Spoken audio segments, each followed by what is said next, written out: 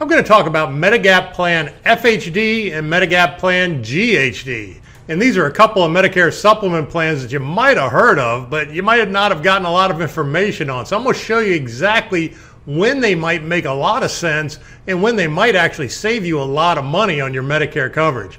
I'm Keith Armbrecht, founder of Medicare on Video, and I help people across the country make the right Medicare choices, and I can absolutely help you as well. One of the best parts about what I do, there's no cost to you to allow me to help, so hopefully you'll take advantage of everything that we have to offer. But right now we're going to talk about these two plans, FHD and GHD, and when, again, they might make sense and might save you a lot of money. So first off, what is a Medigap plan?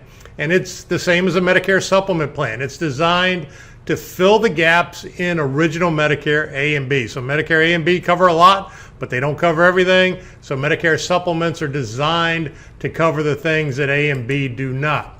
And when you talk about Medicare supplements, you generally hear about these three plans: Plan F, Plan G, and Plan N, and they are by far the most popular and in most cases make the most sense. So you would generally, in most cases, end up either on Plan F, Plan G, or Plan N.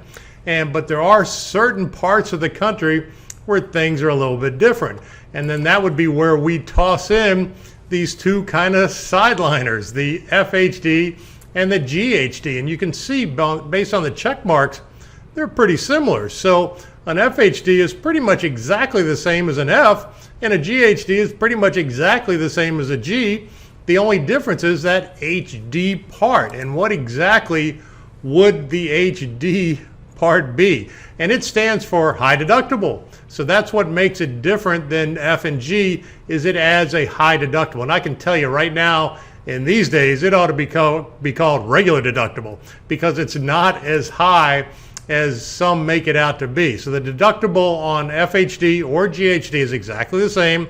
Right now it's $23.70. And I don't know a whole lot of people coming into Medicare, coming off of your insurance that you have right now, whether it's at work or whether it's individual, that have a deductible less than $23.70. So again, it's all kind of relative, and the only reason we would consider adding this type of deductible onto our plan is to lower our cost. So we want to get as low a premium as we possibly can when it makes sense, and possibly take on a higher deductible if it makes sense on the premium side of things. So how does this all work? So if you have come into Medicare and you're going to have A and B, so you're going to have A and B no matter what, and if you're going to get a supplement to cover the gaps, let's talk about A and B by themselves. So first of all, you have Part A, which covers inpatient hospital stuff. So when you go in the hospital, that's what Part A covers. Now, Part A has a pretty big deductible. So its deductible when you go in the hospital is $1,484. So that's what you're going to be responsible for in the hospital. Obviously not a deductible we'd want to have when we go in the hospital, so we absolutely want to look to have that covered. Part A also has co-insurance if you're in the hospital for an extended period of time. So if you're there for more than 60 days, you're going to start to pay a copay on room charges for the hospital. Also, not something we want to have. Part B comes out at 80-20. So Medicare pays 80%, you're responsible for 20%. And then it also has an annual deductible of $203. Not a very big deductible, manageable, but we want to figure out all this together to see what makes sense on a Medicare supplement plan. In most parts of the country, we want to get a G or an N and cover all this stuff that A and B have gaps in. But if the premium is too high, then it makes sense to look at kind of alternative or creative solutions. So when you have this FHD or GHD, you have that $23.70 deductible. So in other words, you're going to pay those parts of A and B that aren't covered until you reach the $23.70. Once you reach $23.70 during the year, and it runs from January to January, your plan pays 100% after that. So there's no more out-of-pocket expense after you have been out-of-pocket $23.70. And you can see from what Medicare doesn't pay, really the only time you're ever going to get anywhere near that out-of-pocket of $23.70 is with a hospital admission, where you have that big Part A deductible. So outside of that, if you're just running to doctor's visits and outpatient stuff and you're paying 20% versus Medicare paying 80%, it's not going to get anywhere near the out-of-pocket deductible on an FHD or GHD. So that kind of makes a lot of sense. But again, why would we want to do it this way? And quite simply, the premium savings. So first off, we need to understand who qualifies for which plan. And they kind of changed this back in 2020, and it confuses people all the time. So if you turn 65 before January 1, 2020, it would be FHD. If you turn 65 after January 1, 2020, it's GHD. And guess what? They're exactly the same. There's zero difference between them, including the cost. It's just an FHD versus a GHD. So just whether or not you turn 65 before or after January 1, 2020.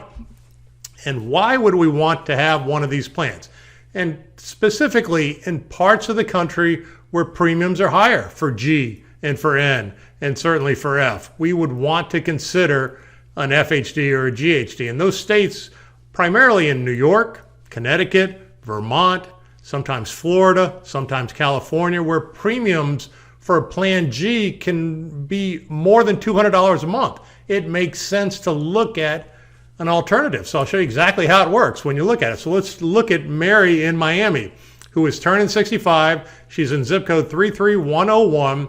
And for her, the best Plan G in Miami is $241 a month. That's a crazy premium for a Plan G. In most parts of the country, it averages closer to $100 a month. So why in certain parts of the country it's more, I can't tell you that, but when it is, we need to figure things out that are different.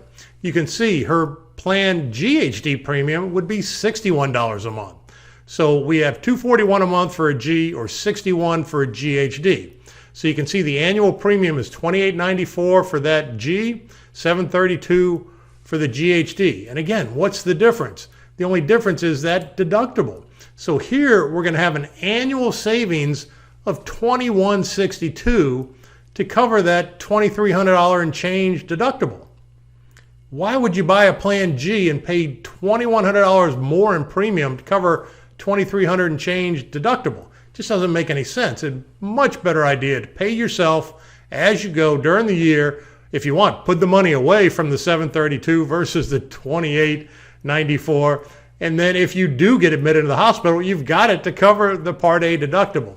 If you don't go in the hospital, then guess what? It's yours to keep. It makes a lot of sense financially. Some people understand it. Some people, I always say it's always a great idea to sleep better at night too. If you're happier with things just buttoned up and you don't have to worry about deductibles and things like that and being creative, then, it might make sense to have a Plan G regardless. But anyway, those are the reasons you want to consider, and it's absolutely worth putting it on the table to talk about. So if you are entering Medicare and you want to discuss this, give me a call, send me an email. We can go through G and N and FHD and GHD and whatever it may be and figure out what makes the most value. That's what we're looking for, is to make the best value for your Medicare choices. So I hope you found this helpful. If you have any questions, give me a call. Have a fantastic day.